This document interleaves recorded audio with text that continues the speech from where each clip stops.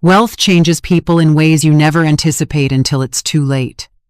Last Tuesday evening, as I sat in my own living room listening to my 22-year-old daughter Victoria declare, "You're nothing without us," I watched her gesture dismissively toward the mahogany chair where my estate attorney James Morrison had been quietly waiting for the past hour. What Victoria didn't realize was that James hadn't come to discuss my will, he'd come to execute it, and the documents in his briefcase would strip away every cent of the fortune she believed made her untouchable. Golden hour light streamed through the floor-to-ceiling windows of our Beacon Hill mansion as 3 generations of the Whitmore family gathered for what they assumed was another routine estate planning meeting. My daughter Victoria commanded the conversation with the entitled confidence of someone who had never questioned her access to unlimited resources, while my son-in-law Bradley nodded along with the calculated agreement of a man who had married into wealth rather than earned it. Their twins, my 16-year-old grandchildren Ashley and Connor, scrolled through their phones with the bored detachment of teenagers who considered private jets and designer everything as ordinary as breathing. None of them noticed how James kept checking his watch, or how his leather portfolio remained unopened, despite their increasingly demanding questions about inheritance timelines. They had no clue that this gathering would be their last moment of financial security. The people in this room had spent the last 5 years systematically destroying everything I had built, and understanding their individual roles is essential to grasping why this intervention became necessary. Victoria is 22. Possesses a Harvard MBA and razor-sharp business instincts, but has become consumed by an arrogance that turns every conversation into a power play. That arrogance had led her to make decisions that would soon cost her everything she took for granted. Bradley is 35, successful hedge fund manager who married Victoria for her family connections, but harbors a gambling addiction that has been systematically draining our family accounts. His secret had remained hidden until last week's audit revealed the devastating scope of his theft. James Morrison is 58, my trusted estate attorney for 15 years, who specializes in protecting family wealth from destructive heirs. But today, his mission was different. He was here to implement the nuclear option I had hoped never to use. The documents in his case would legally sever my family's access to the Whitmore fortune forever. The Whitmore family business empire started with my grandfather's shipping company in 1923. 3 generations of careful growth, strategic investments, and ethical practices had built a portfolio worth $127 million. Manufacturing plants, real estate holdings, tech startups, charitable foundations, all of it, carefully structured to provide financial security for future generations. But over the past 5 years, I had watched my descendants treat this legacy like their personal ATM machine. Victoria's consulting fees that never involved actual work, Bradley's mysterious investment opportunities that somehow never generated returns, Ashley and Connor's casual attitude toward money that made them spend more on a weekend shopping trip than most families earn in a year. The breaking point came 3 weeks ago when I discovered that Bradley had been forging my signature to access restricted family accounts. $2 million had vanished into offshore gambling sites and cryptocurrency schemes. That's when I called James and asked him to prepare documents I had hoped never to use. "Are you certain about this, Eleanor?" he had asked during our private meeting. "Once these papers are signed, there's no going back." "They've made their choice," I replied. "Now I'm making mine." "Mother," Victoria said, settling into the leather armchair across from me with the graceful entitlement of someone who had never been told no, "we need to discuss accelerating the trust disbursements. Bradley has identified some incredible investment opportunities that require immediate capital." I glanced at James, who maintained his professional poker face while making a small note in his leather portfolio. "What kind of opportunities?" I asked. Bradley leaned forward eagerly. "Cryptocurrency mining operations, some promising biotech startups, and a few high-yield international ventures." What he didn't say, but what James's investigation had revealed, was that these opportunities were covers for increasingly desperate attempts to recoup his gambling losses. The biotech startups were shell companies. The international ventures were money laundering schemes. The cryptocurrency mining was a pyramid scheme that had already collapsed in 3 other countries. How much immediate capital? I asked. Well, Victoria exchanged a look with Bradley. We were thinking around $10 million to start. $10 million, spoken as casually as requesting lunch money. The thing is, Mother, Victoria continued, we shouldn't have to ask permission for every financial decision. We're adults. We understand business. It's time to transfer full control of our inheritance portions to us. Ashley looked up from her phone. Yeah, Grandma. It's embarrassing having to ask you for money all the time. My friends think it's weird that I don't have direct access to my trust fund. Connor nodded in agreement. Plus, you're getting older. Maybe it's time to let the next generation handle the family wealth. The casual cruelty of their words hung in the air. I was 68, in perfect health, and had built this fortune through decades of strategic thinking they couldn't begin to comprehend. Victoria, I said quietly, are you saying I'm too old to manage my own estate? I'm saying it's time to evolve the power structure, she replied smoothly. You've done an amazing job building the foundation. Now let us take it to the next level. Strategic engagement point, 20% through story. Before I reveal what James's documents contained and how the family reacted to losing everything, share your thoughts on what you think happened when entitled heirs demanded immediate access to a $127 million fortune. The reality of their situation is more devastating than they could imagine. Here's what unfolded. James finally opened his portfolio and withdrew a thick stack of legal documents. Actually, he said in his measured attorney's voice, that's exactly why I'm here today. Victoria's eyes lit up with anticipation. You've prepared the transfer papers? Not quite. James spread the documents across the coffee table with methodical precision. These are revocation papers. Effective immediately, all trust funds, inheritance provisions, and family business interests are being transferred to the Whitmore Family Charitable Foundation. The room fell silent, except for the grandfather clock ticking in the corner. What does that mean? Ashley asked, her voice smaller than usual. James looked at each family member before responding. It means that as of today, none of you have any legal claim to Whitmore family assets. Victoria shot to her feet. That's impossible. You can't just… Actually, I can. I finally spoke, my voice steady despite the earthquake I was triggering. This is called a generation-skipping revocation clause. I built this wealth. I control this wealth, and I've decided that this family has proven itself unworthy of inheriting it. Bradley's face had gone white. Eleanor, I think there's been some misunderstanding. James pulled out another folder. Mr. Wellington, would you like to explain the unauthorized withdrawals from the family accounts? The forged signatures?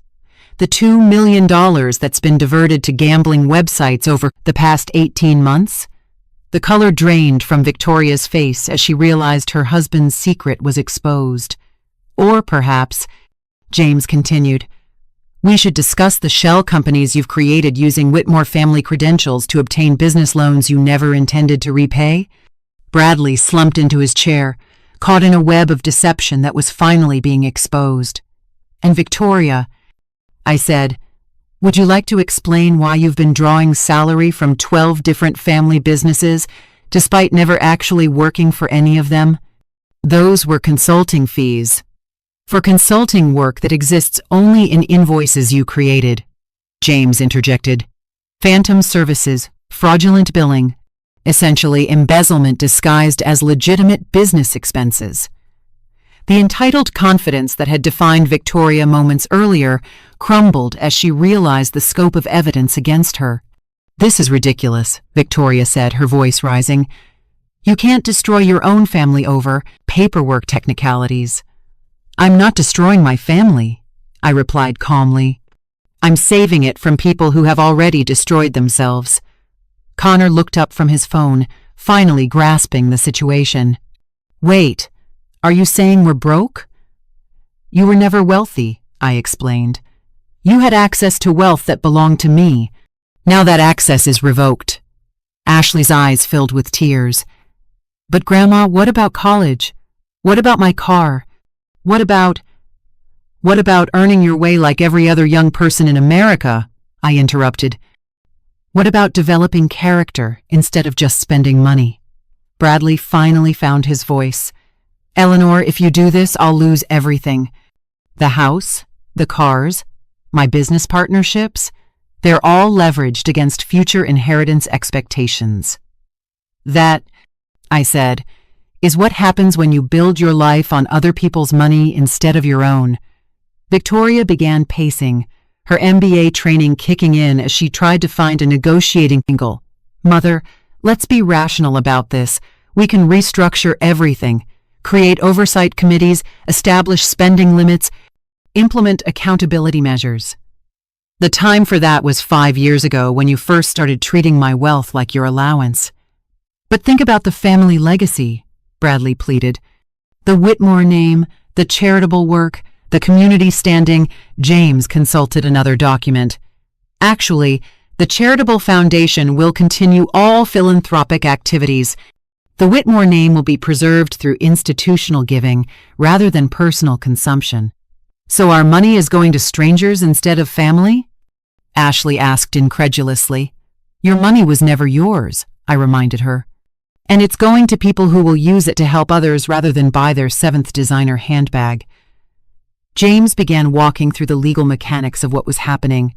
The revocation is comprehensive and immediate. All credit cards linked to family and accounts are canceled. All trust fund disbursements are terminated. All business interests are transferred to the foundation. What about our current assets? Victoria asked desperately. Personal property purchased with your own earned income remains yours, James replied. Everything purchased with family money reverts to the estate. The implications hit them one by one.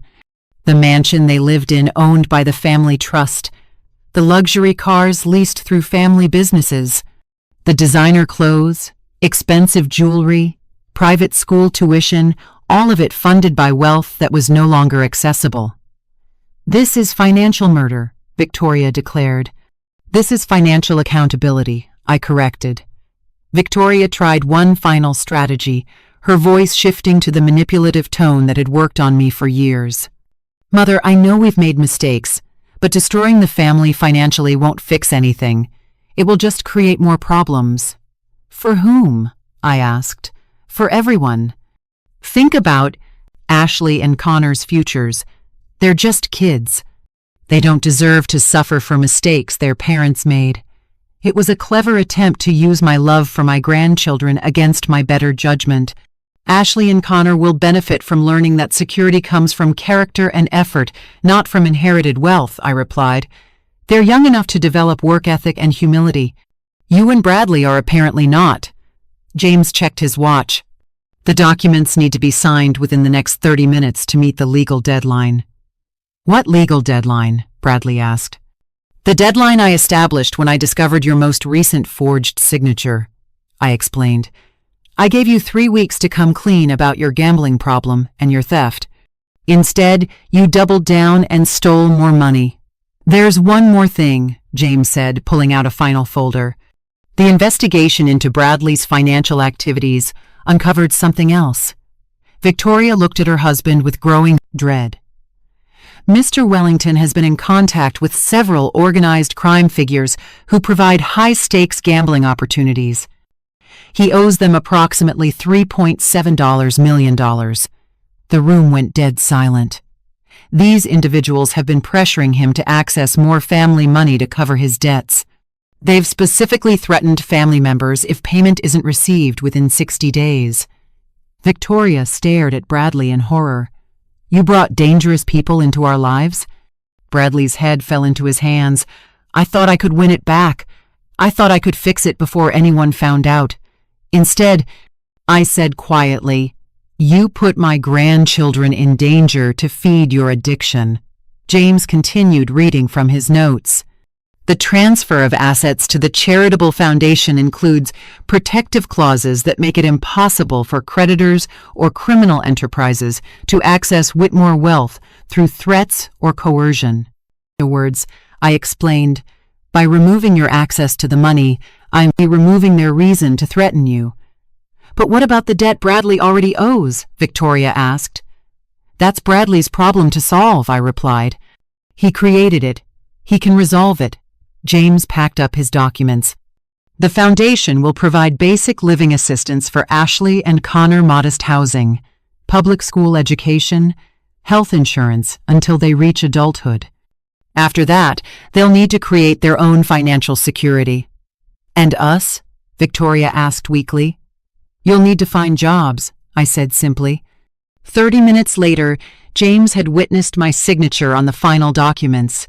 The Whitmore family fortune officially belonged to charity, and my descendants officially became ordinary citizens who would need to work for their survival.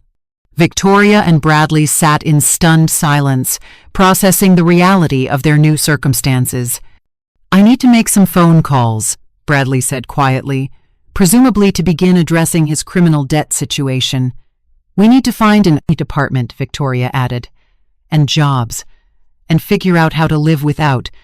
She gestured around the mansion. Without all of this. Ashley was crying softly. Grandma, I don't understand why you're punishing us for Dad's mistakes. I'm not punishing you, sweetheart, I said gently. I'm giving you the opportunity to build a life based on your own efforts and values instead of inherited privilege. 6 months later, the results of my decision were more complex than anyone had anticipated. Bradley, faced with criminal debt and no access to family money, entered a gambling addiction treatment program and began working with federal authorities to expose the organized crime network that had been targeting wealthy families like ours. Victoria, stripped of her inherited identity, discovered that her MBA and business instincts actually meant something when applied to real work. She took a position with a nonprofit organization and found purpose in using her skills to help others rather than enrich herself. Ashley and Connor, initially devastated by their changed circumstances, began developing resilience and work ethic that their privileged upbringing had never required. Ashley got a part-time job and discovered she enjoyed earning her own money. Connor started tutoring other students and realized he was good at teaching. The Whitmore Family Charitable Foundation, now funded with $127 million, became one of the region's most effective philanthropic organizations. Educational scholarships for underprivileged students, support for small business development, funding for addiction treatment programs, the money that had once enabled entitlement was now creating opportunities for people who had never expected help. James served as the foundation's executive director, ensuring that every dollar was used effectively and ethically. Your decision saved more than just your family, he told me during one of our quarterly reviews. It saved dozens of other families who will benefit from this foundation for generations. My relationship with Victoria and Bradley took years to rebuild. They had to work through anger, resentment, and the humbling process of learning to live within their means. But my relationship with Ashley and Connor grew stronger. Freed from the burden of inherited wealth, they began relating to me as their grandmother rather than as their bank account. I was angry at first, Ashley told me 2 years later. But now I understand. I was becoming someone I didn't like, someone who thought money made me better than other people.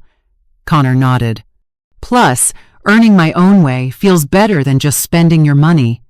Word of my decision spread through our wealthy social circle, triggering conversations about inheritance, entitlement, and family responsibility that had been long overdue. Several other families began restructuring their estate plans to include accountability measures and character requirements for inheritance. You started a movement, one friend told me. Other parents are realizing that unlimited access to wealth can destroy their children rather than help them. The Whitmore Standard became shorthand in estate planning circles for inheritance structures that prioritize character development over wealth transfer.